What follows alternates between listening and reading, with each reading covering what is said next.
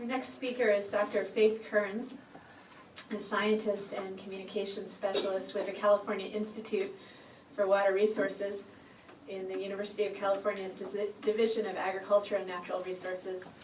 She's passionate about approaches for increasing the relational capacity of science, of the science community at the institutional and individual level. And I think we've already heard references to the need for science to increase its engagement with values and relationships. Faith has degrees in environmental science, from the University of Northern Arizona and from the University of California, where she got her PhD. Let's welcome Faith.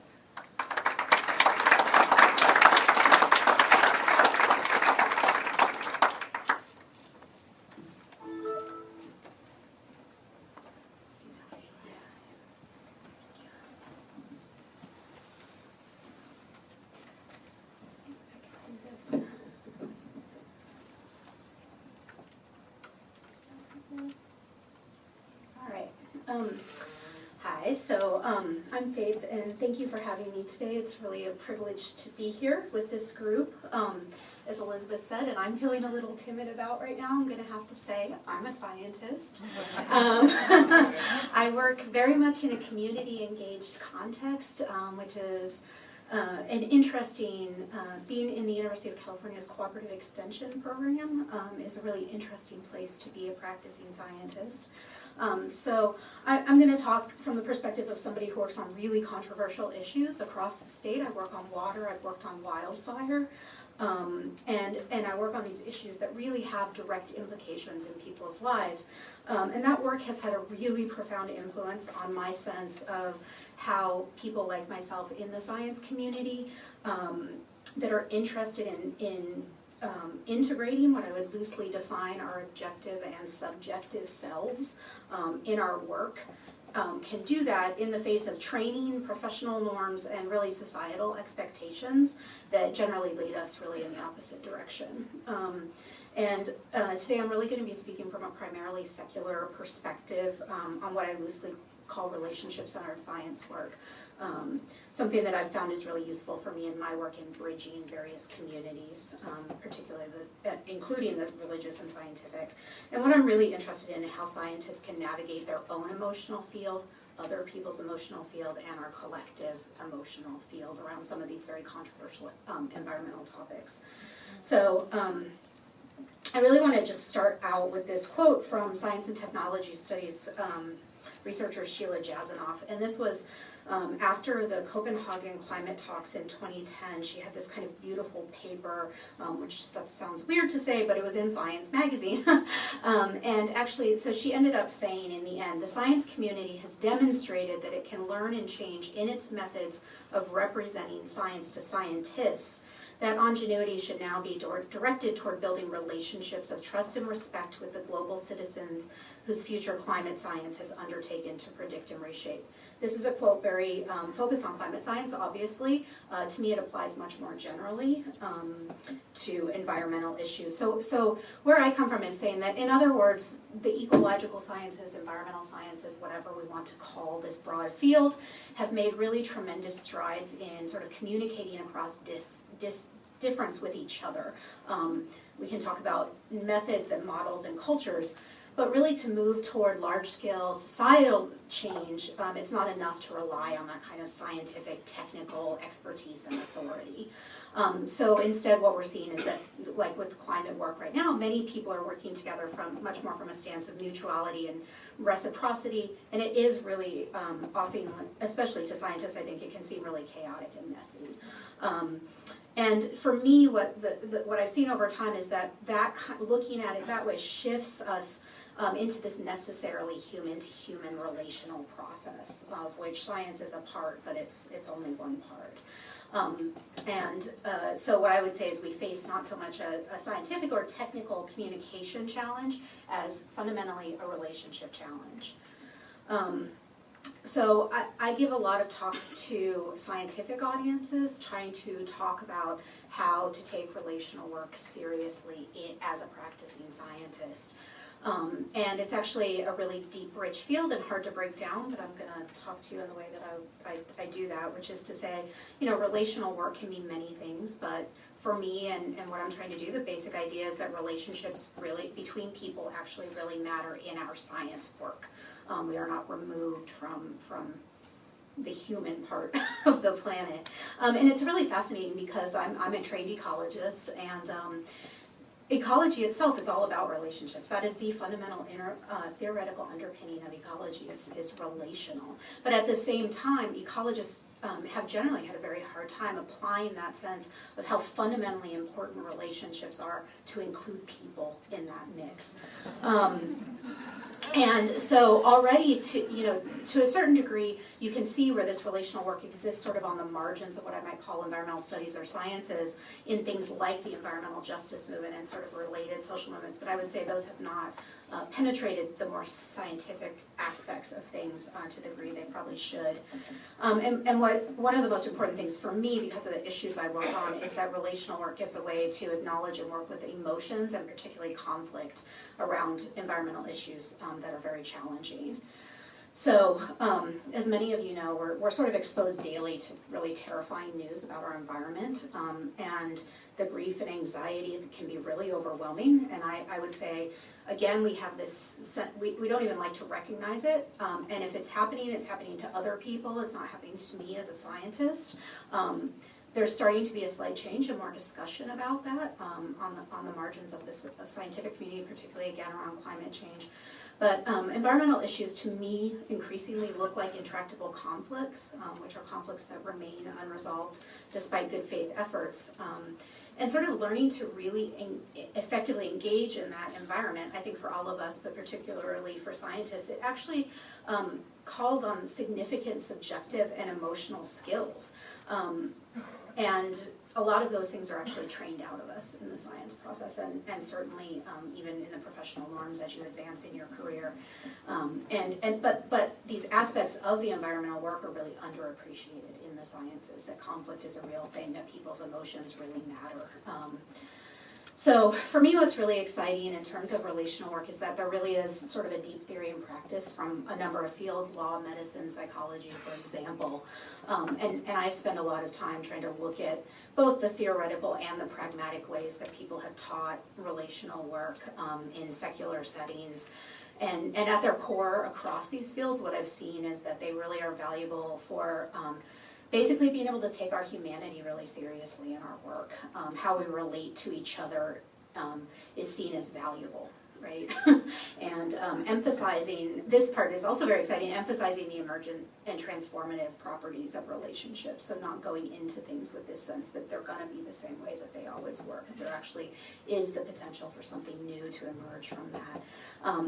And one of the more challenging aspects is that I think a lot of relational work, particularly when you, well, really when you look at it in everything, but particularly in psychoanalysis, where there's been a lot of work on relational theory, is that it really encourages this breakdown of the objective authority paradigm. And that is an incredibly challenging thing to talk about as a practicing scientist. The practitioner is literally in the work too. That really shifts what it means to be a scientist, let me tell you. The way I've seen this happen, I collaborate with people in medicine and law, and a lot of clinical psychologists, is just that in medicine there's been this shift from the doctor as this objective expert to a professional that works with a patient. You're not just telling, you're working with. Law, it's been the same thing. There's been this idea that lawyers need to shift back to a more service-based model of law that harkens back to its origins. In psychoanalysis, it's sort of played out from this one-person psychology to acknowledging that there are two people in the room and that both are important. And so these in a lot of these fields, these have been really big paradigm shifts for the practitioners. And I would say in talking to lots of people, they feel that those shifts aren't even fully happening in their own field. So it's not like I want to say, oh, somebody else has a paradise. That's not true. And so it's very interesting for me to be trying to introduce some of this work in the sciences while acknowledging that also it's not perfect in other fields, and try to learn from that as we all move along. And so putting that putting this relational approach into practice in ecological sciences, over the years I've been giving talks and I've been very challenged, particularly by scientists, to say, what do you actually mean? Like, what should we do? Because it can sound very theoretical. And so I think there, especially from a teaching perspective, there's obviously a lot of opportunities for interdisciplinary practice and course development across campus and beyond, and a real need to focus on training and professional practice that includes more than subject matter expertise. And I think the most important part is really, at least I should say for just where I see the sciences right now, is just being able to tie together cognitive and emotional skills, for lack of a better way to say that, and to know that there are skills that can be taught and learned. So one framework that I have been trying to think about as I think about how this might actually get taught in the sciences was to kind of put things into this category that there are relational processes, capacities, practices, and exercises. And I think for a lot of people in this room, some of these things will be familiar as things that have arisen from spiritual and religious contexts, for sure. And I recognize the challenges in sort of trying to teach those in a secular context. I am quite aware of the damage that can be done, and at the same time I also think that it's really important for scientists to kind of gain self-reflective and particularly the ability to listen, which is something that I've seen over and over, is that one of the things that actually spurred me to do this work was I'm actually mostly a science communicator these days, and there's a huge focus on training graduate students to be better speakers. And that's great for scientists, I think, but I also think we're reaching a time where the effectiveness of teaching scientists to have a message that they stick to and that they don't get off message about, and a lot of the focus is on framing things properly. It doesn't take you that far. There's got to be a component where you're trained to listen and sort of deal with the conflict, the internal conflict that arises in addition to the external conflict, when you really listen deeply to sort of the non-scientific components of a particular issue that you might be working on. And so, for example, working with conflict, like I said, I work on water and wildfire. There are almost no two issues in the state of California that could be more controversial. And so one of the things that happened that was really profound for me was going up and giving a talk in a community in Northern California that had just had a wildfire come through their town. But we were, a group of my colleagues and I from Berkeley were there to sort of tell people how they should best deal with a fire, right? And the information that a colleague of mine gave in particular, I think, was very emotionally difficult for people to navigate, because they'd just been through it, and what they were hearing from him was very cognitively dissonant with what their experience that they just had was. And I ended up having a man come up to me sort of crying afterward. And I had to think about that for about 5 or 10 years, honestly, how to integrate that sense of, like, we were being asked to come there as experts, but clearly what we were doing wasn't particularly helpful. So what does that mean? And so a lot of it to me has come down to dealing with conflict sort of on a general level. And I think, again, many people in this room probably understand that, conflict is around us, and it's sort of this thing that feels very external, but is a lot about our own internal stuff. And so applying the paradigm that I sort of, the one framework for looking at these issues, I sort of thought through, like, one example would be, if you're trying to work with conflict, a process for thinking about how that might happen would be, a lot of times people get really up in arms about who cares about climate change, right? Like, some people care, other people don't care. And that becomes this conflict thing, that other people don't care enough. And in order as a scientist to work with that, a capacity to cultivate might be to think about how to cultivate empathy and compassion for difficulties around what it means to care, instead of having the sense that other people aren't doing it enough. And a practice might be something like compassion practice that's very focused on deepening our sense of common humanity, i.e. the ways we don't care enough about things.